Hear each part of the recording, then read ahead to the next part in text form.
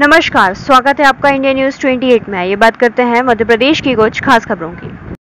सार्थक ऐप की अनिवार्यता के खिलाफ स्वास्थ्य अधिकारी कर्मचारी, संयुक्त मोर्चा ने सौंपा।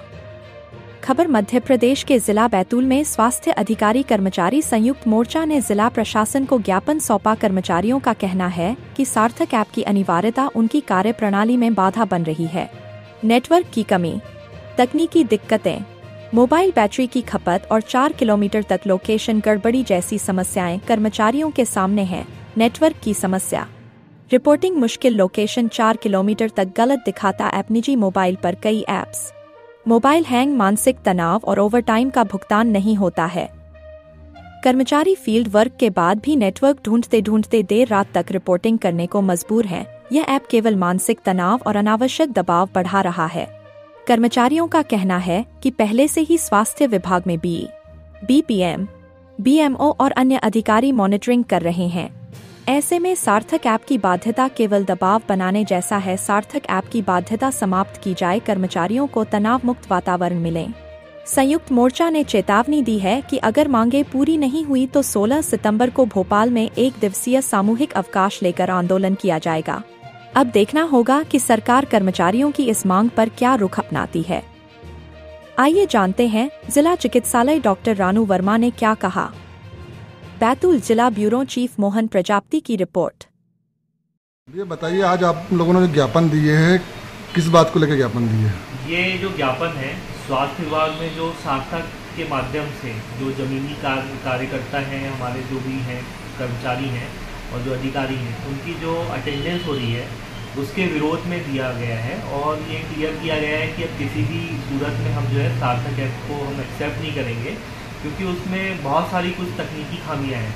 मैं आपको एक एग्जांपल देता हूँ कि गूगल मैप कई बार खुद जो है आप पाएंगे कि वो सटीक लोकेशन नहीं बताता है। तो सेम ऐसा सार्थक में ऐसा कई बार होता है कि मैं यहाँ बैठा हूँ, मैं 3-4 किलोमीटर दूर की मेरी लोकेशन बता रहा है।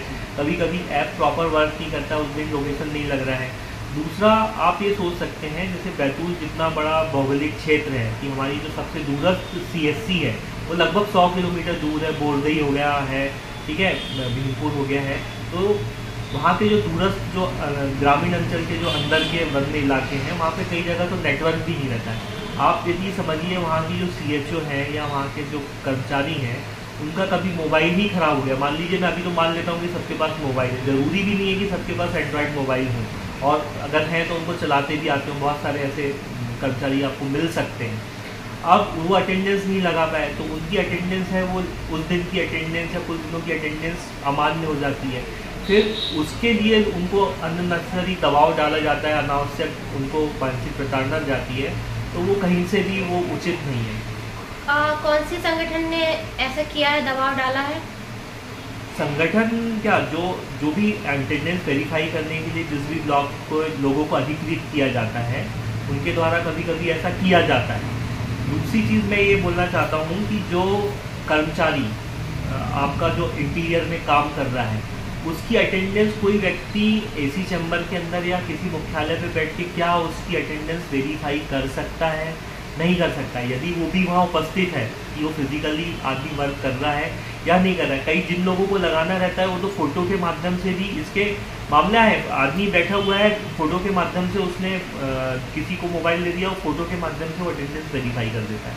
तो जो इसको बेईमानी करना है वो तो कर ही रहा है, पर उसमें जो ईमानदार और जो छोटे कर्मचारी हैं वो फंस जाते हैं, उनके लिए बहुत ही गलत है।